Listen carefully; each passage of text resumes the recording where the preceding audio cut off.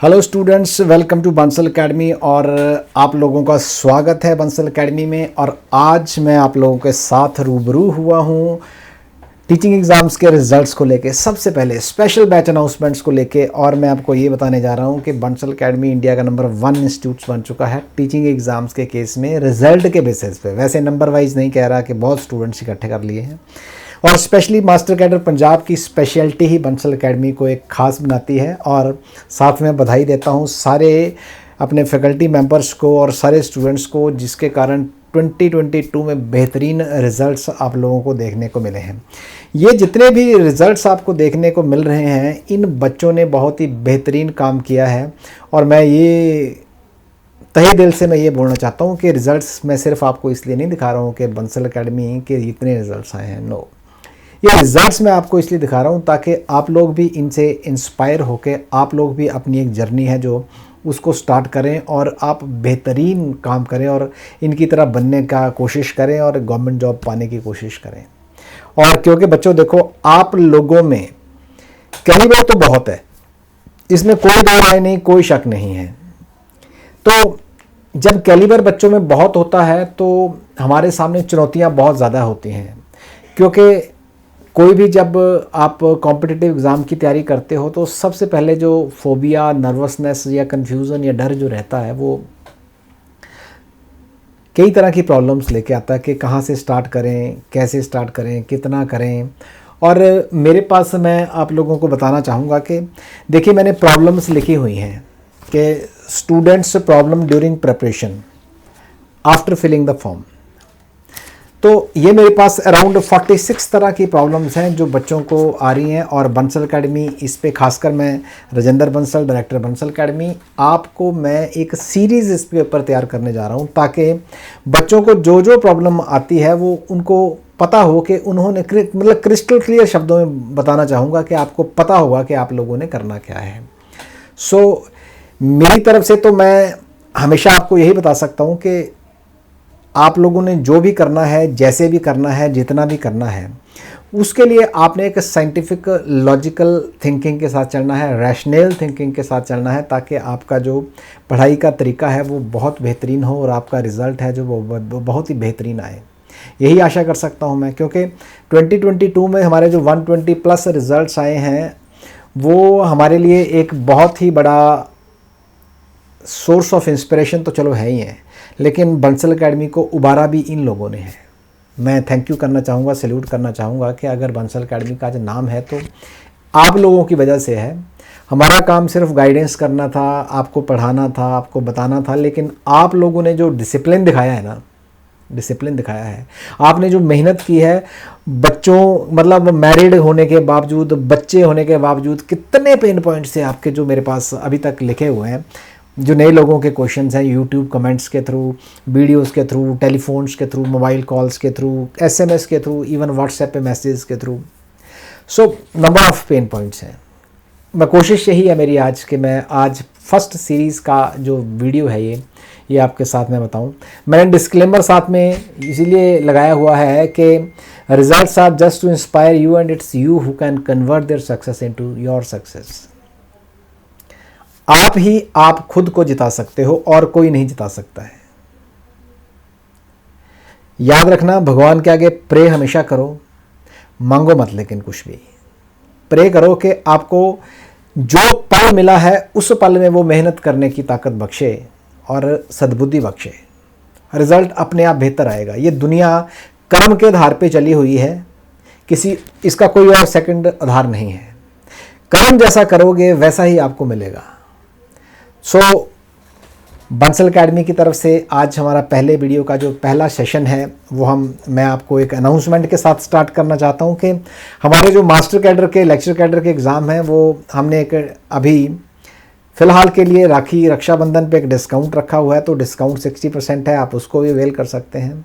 बेहतरीन रिजल्ट्स हैं, ऐसी ट्रॉफीज़ आप भी पा सकते हैं। लेक्चर कैडर है चाहे master cadre, maths, science, SST, numbers given है, आप करिए। और आप कोई भी इंफॉर्मेशन लेना चाहते हैं तो आप ले सकते हैं। ये सिबलिंग्स और कज़न्स के लिए हैं।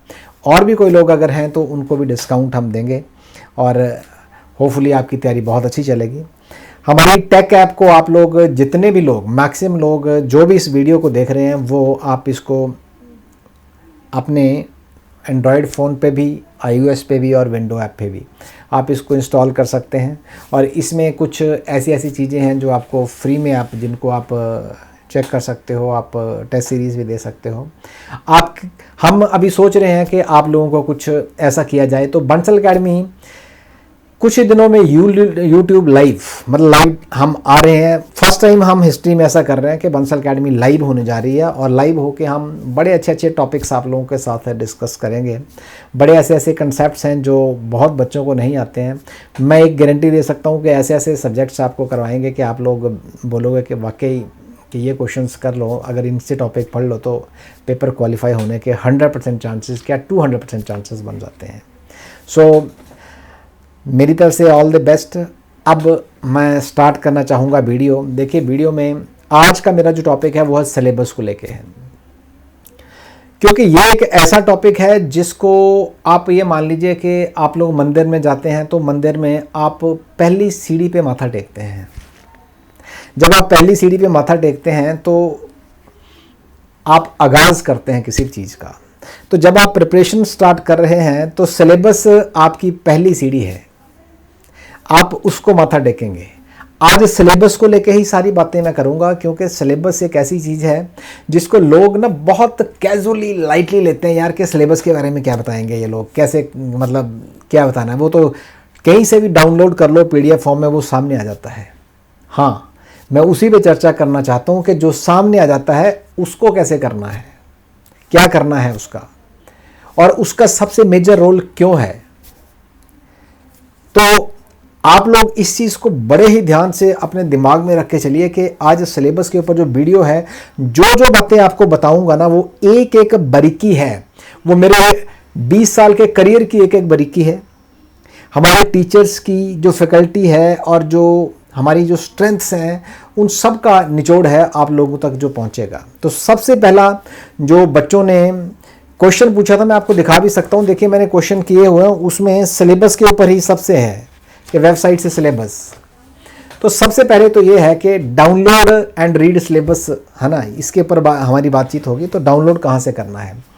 देखिए, आप जिस भी मास्टर कैडर के एग्ज़ाम जैसे साइंस है और मैथ है या SST है, किसी की भी तैयारी कर रहे हैं, तो सबसे पहले आपने एजुकेशन रिक्रूटमेंट की जो साइट है, वहाँ पे जो उनका नोटिफिकेशन आया हुआ है, वहाँ से आपने उसके मेन्यू में जाके आपने डाउनलोड करना है सिलेबस को। सिलेबस डाउनलोड करने के बाद उसका प्रिंट आउट लीजिए, अपने पास रखिए, ठीक है। अब आपने कोशिश करनी है कि आपने 2 दिन में कम से कम उस सिलेबस को 4-5 बार आपने रीड आउट करना है। ये रीड आउट करने का मतलब है कि आपके टिप्स पे सिलेबस होना चाहिए, टिप्स पे, ठीक है। जब आप उस सिलेबस को 4-5 बार थॉरोली कर लेंगे तो आपको एटलीस्ट एक अंदाज़ा हो जाएगा, आपकी एक बाउंड्री बन जाएगी। वो जो बाउंड्री है, वो बाउंड्री डिसाइड कर देगी आपकी कि आपका जो दायरा है वो क्या है, आपका सिलेबस कितना है और आपने क्या करना है। अब ये तो था हमारा मोटा मोटा कि आपने डाउनलोड किया, फिर उसको प्रिंट आउट किया और उसको आपने 4-5 बार 2 दिन में पढ़ लिया और उसको आपने टिप्स पे कर लिया। अब मेन कहानी शुरू अब होती है कि सिलेबस यहाँ तक सारे करते हैं। अब क्या करना है आपने, उस सिलेबस को आप क्या करिए कि मार्क करिए ईच चैप्टर विद ई और डी। ई का मतलब है इजी और डी का मतलब है difficult, as per your weaknesses and strength. मान लीजिए आपने बीएससी किया है, तो बीएससी में आपके पास नॉन मेडिकल है फिज़िक्स, केमिस्ट्री और मैथमेटिक्स, और अगर आप मेडिकल है केमिस्ट्री, बॉटनी, ज़ूलॉजी है, या किसी के पास कोई और कॉम्बिनेशंस हैं। मान लीजिए सपोज़ किसी ने कंप्यूटर साथ में रखा है, किसी ने फिज़िक्स एक्स्ट्रा लिया हुआ है, किसी ने ऑनर्स के साथ फिज़िक्स है, केमिस्ट्री के साथ फिज़िक्स है लेकिन मैथ्स नहीं है, या बॉटनी ज़ूलॉजी नहीं है। तो आपको पता होगा कि आपका बीएससी में कौन सा सब्जेक्ट सबसे बेहतर था और कौन सा बेहतर नहीं था, और आपको उस बेहतरीन मतलब जो बेहतर था या नहीं था, उसके अकॉर्डिंगली आपको पता चल जाएगा कि आपकी ना वीकनेस क्या थी और स्ट्रेंथ क्या थी। So this is the first point कि आप सिलेबस को पूरे को जब आप 2 पेज का निकला है, 4 पेज का निकला है, तो E to D हर किसी के पीछे लगाते जाइए वीकनेस और स्ट्रेंथ के, जो आपको लगता है कि ये इजी है, ये डिफ़िकल्ट है, ये इजी है, ये डिफ़िकल्ट है, ये इजी है, ये डिफ़िकल्ट है। ठीक है। अब अगर किसी ने MSc की हुई है तो वो इजी और डिफ़िकल्ट सबसे पहले MSc वाले सब्जेक्ट को करेगा, बाकी 2 को बाद में। अब नेक्स्ट स्टेप है मेरा कि प्रायोरिटाइज करना कि each topic out of these topic to get started with easiest one. मैं ये इसलिए करवा रहा हूँ कि ताकि आप लोग जब भी आप अपनी तैयारी स्टार्ट करें तो सबसे पहले आप इजी चीज़ों से स्टार्ट करें, क्योंकि इजी से स्टार्ट करने का मतलब होता है कि कॉन्फिडेंस गेन करना। मैं आपको एक छोटा सा एग्जांपल देना चाहता हूँ खुद का। मैं लाइफ साइंस से बिलोंग करता हूँ, तो I was in botany and MSc second year की बात है। Last exam it was the easiest exam. 4 दिन पेपर के बीच में छुट्टी है और 3 दिन मैंने ये सोच के पढ़ाई नहीं की कि लास्ट डे में यार 1 दिन में करके हो जाएगा गुजारा, और ईजीएस्ट था, मैं आपको बता रहा हूँ वो चीज़। चौथे दिन क्या हुआ कि मैं शाम को पढ़ने बैठा तो उस टाइम पे लाइट चली गई। अब लाइट चलेगी, तूफान आंधी सब उस दिन चल रहे हैं, पता नहीं वो सबब भी ऐसा बना था कि मैं दिया जला के मेरी पढ़ने की नौबत आ गई। और आप मान के चलिए सुबह तक ऐसे रहा, रात को सोया नहीं, पूरी रात कोशिश की, सवेरे उठ के कोशिश की, पेपर तक मतलब डर अंदर तक बैठ गया हुआ था कि मेरा इस पेपर में क्या बनेगा। मैं आपको उस पेपर की बात कर रहा हूँ जो ईजीएस्ट था मेरे लिए, द मोस्ट ईजीएस्ट वन। और मेरे को ऐसा लगा एक मोमेंट पे आके कि इससे डिफ़िकल्ट पेपर मेरी लाइफ में कभी नहीं रहा कोई भी। इसीलिए मैंने आपको ये सलाह दी है कि आपने इजी से स्टार्ट करना है, क्योंकि जैसे जैसे आपका टाइम निकलता जाता है ना तो प्रेशर बढ़ता जाता है, और जब प्रेशर बढ़ता जाता है तो जो इजी चीज़ें हैं वो भी डिफ़िकल्ट लगना शुरू हो जाती हैं। तो सबसे पहले प्रायोरिटाइज़ क्या करना है आपने, ईजीएस्ट को।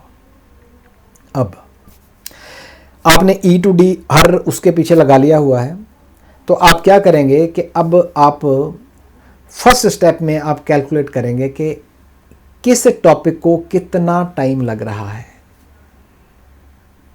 कितना टाइम आप देंगे। तो मैंने जैसे नेक्स्ट स्टेप में यहाँ पे लिखा भी हुआ है कि आपने अगर देना है तो आप कितना टाइम दे सकते हैं। तो ये फर्स्ट आप दे सकते हैं कि time to each chapter in days with per day hour contribution minimum of 6 hours. So आप जब टाइम डिसाइड करेंगे तो आपने हर चैप्टर को टाइम कितना देना है, आपने उस चीज़ पे डिसाइड करना है। और आपने ये सोच के चलना है कि आप पर डे शायद 6 घंटे तैयारी करेंगे या 5 घंटे करेंगे या 8 घंटे करेंगे, वो आप डिसाइड कर लेंगे। फिर मैंने एक स्टैंडर्ड सा टाइम लिया है 6 आवर्स का। तो आप देखिए कि आपका सिलेबस कितने टाइम में कवर हो रहा है। सपोज करिए कि आपका सिलेबस आपको लगता है 4.5 महीने बन रहे हैं, तो keep it, right it down के 4.5 महीने बन रहे हैं। अब सेकंड स्टेप क्या है? सेकंड स्टेप है आपने कैलकुलेट करना। मैं इस पे बाद में आऊँगा, अभी ना हर चीज़ पे बाद में आऊँगा आहिस्ता आहिस्ता। सेकंड स्टेप क्या है? कैलकुलेट करना कि वेटेज क्या है chapter wise as per exam. As per exam का मतलब है, मान लीजिए आप मास्टर कैडर की तैयारी कर रहे हैं, लेक्चर कैडर की कर रहे हैं, तो साथ में NBS KVS में भी उस चैप्टर की देखिए क्या है, TGT PGT और स्टेट्स के भी देख लीजिए, वहाँ से आपको आइडिया लग जाएगा कि वेटेज कितनी रहती है। तीसरा ये है कि आप जो वेटेज है वो करेंगे तो मार्क्स डिस्ट्रीब्यूशन के केसेस पे, तो आप PYP को उठाइए, प्रीवियस ईयर पेपर्स को, उसके बाद आप चैप्टर वाइज मार्क्स डिस्ट्रीब्यूशन भी देखिए साथ में कितनी है, तो वो वेटेज उसकी वही होगी एक्चुअली में, एक ही बात है। फोर्थ है आपने कैलकुलेट करना है कि number of question year wise किस किस एग्जाम में कितने आए हैं, ये भी PYP से आपको पता चलेगा। तो आप ये 4-5 चीज़ें जब आपने इकट्ठा कर ली, तो अब आप फिर उसी स्टेप पे आगे पहले पे कि अब आपने उसके बेसिस पे टाइम कैलकुलेट करना है, और पर डे आपने मिनिमम 6 आवर्स 5 आवर्स 7 आवर्स जो रखने रखिए। एडवाइजरी क्या है यहाँ पे? एडवाइजरी ये है कि आप लोग कोशिश करिए कि अपना जो सिलेबस है वो 3.5 महीने में ख़त्म करिए। किसी भी एग्ज़ाम के लिए अगर आप तैयारी करते हैं तो 3.5 महीने का जो टाइम है वो सबसे मतलब इट्स आइडियल टाइम, इससे ज़्यादा टाइम नहीं चाहिए अगर आप बिल्कुल कंसिस्टेंसी के साथ पढ़ रहे हैं।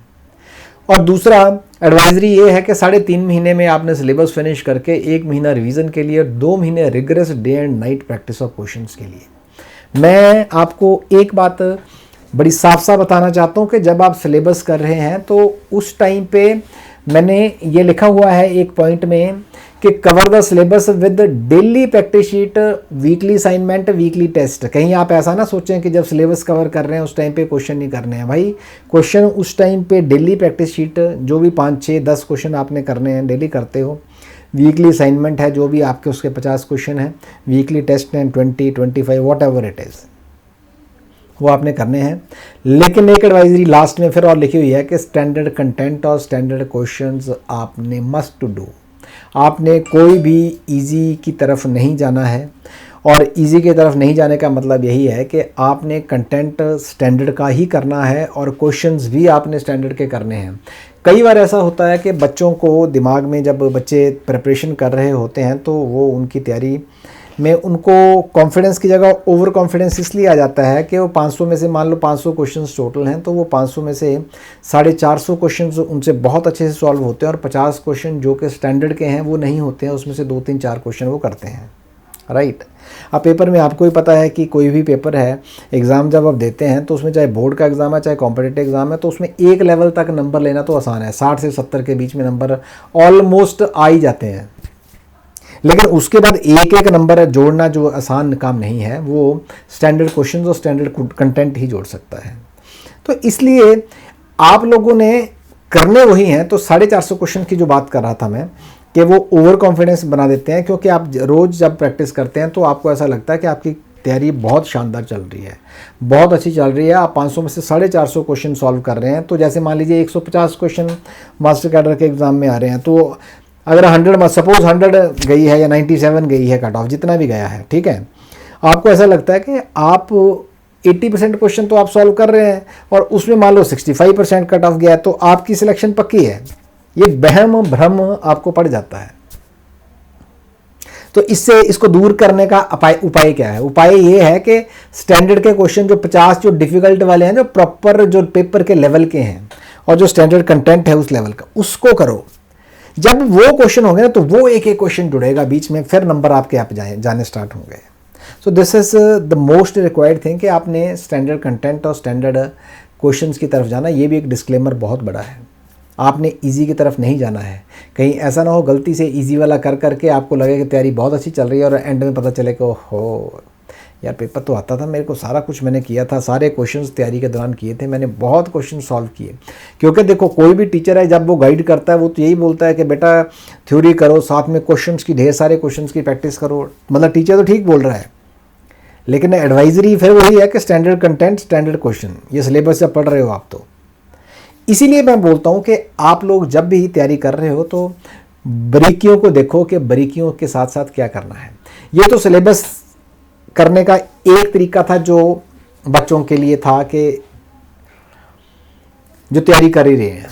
अब एक तरीका उन लोगों के लिए जो जॉब में हैं या फिर जिनको टाइम नहीं मिलता है, या फिर जो कहते हैं यार पेपर देना है एक बार ट्राई करके देखते हैं, तो उनके लिए एक इंपॉर्टेंट टिप ये है मेरे पास कि आप ऐसा करिए कि 150 क्वेश्चन जैसे आते हैं तो आप पेपर्स का एनालिसिस करिए और उसमें से ना 120 मोस्ट प्रोबेबल कंसेप्ट हैं जो रिपीट होते रहे हैं पूरे सिलेबस में से, आप वो उठा लीजिए।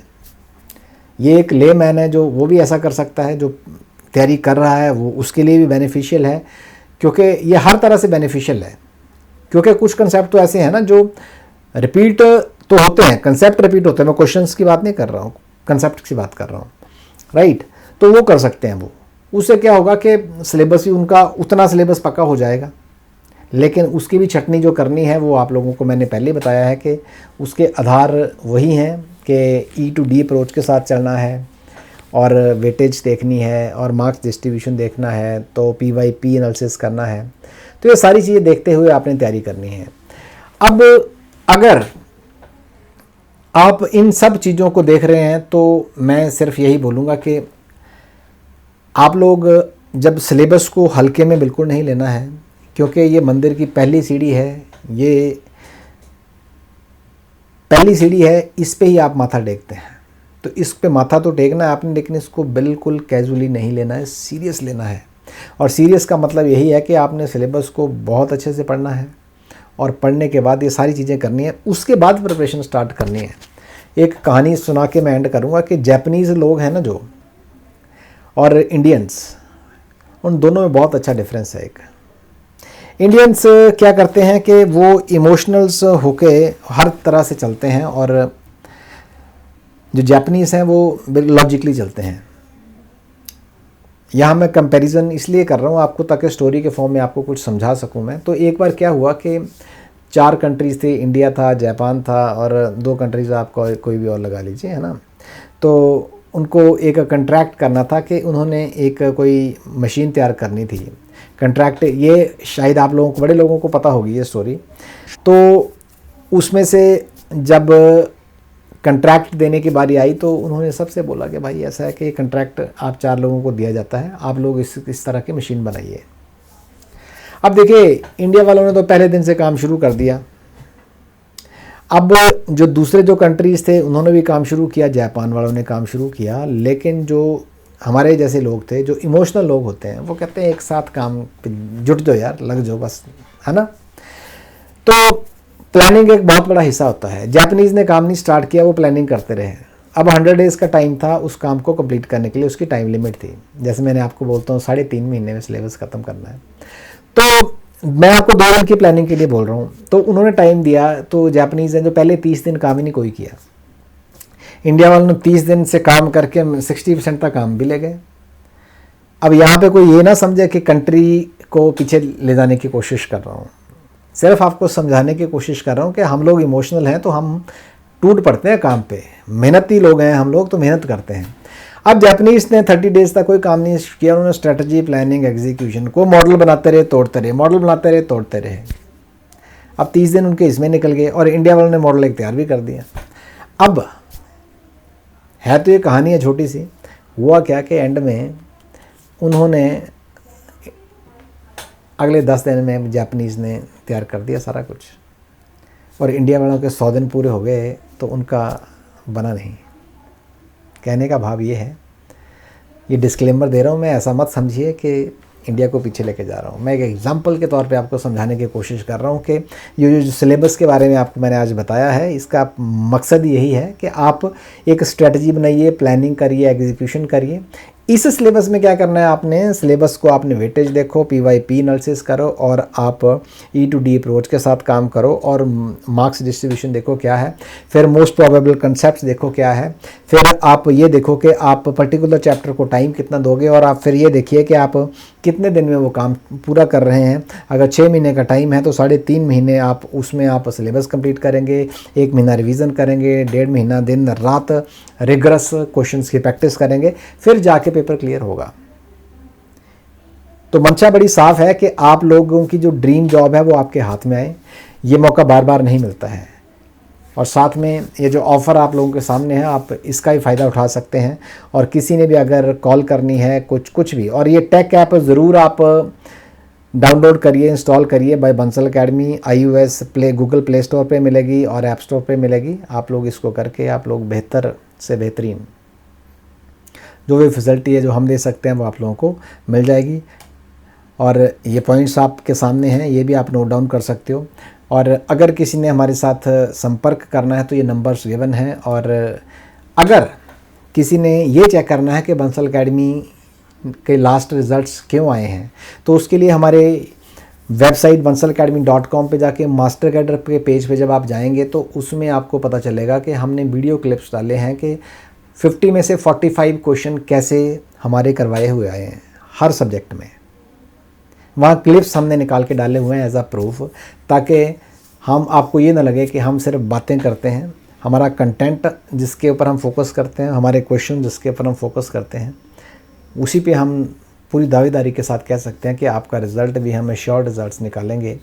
और अगर किसी को कोई भी इकोनॉमिकली वीकर सेक्शन में है या किसी को कोई प्रॉब्लम है किसी तरह की, तो आप डायरेक्ट कॉन्टैक्ट कर सकते हैं हमारे से।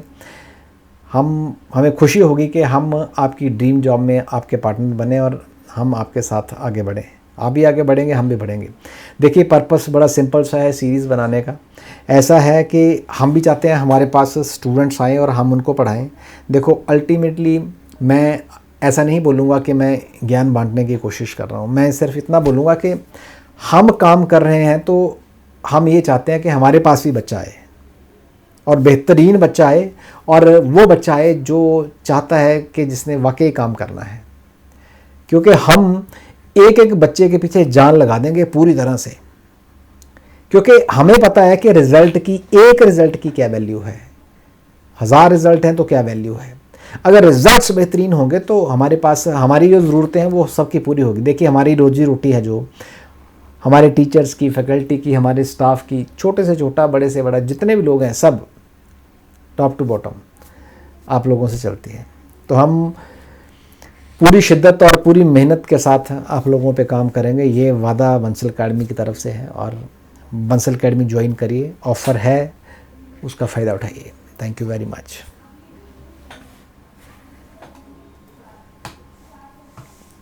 Thank you very much, and God bless you all.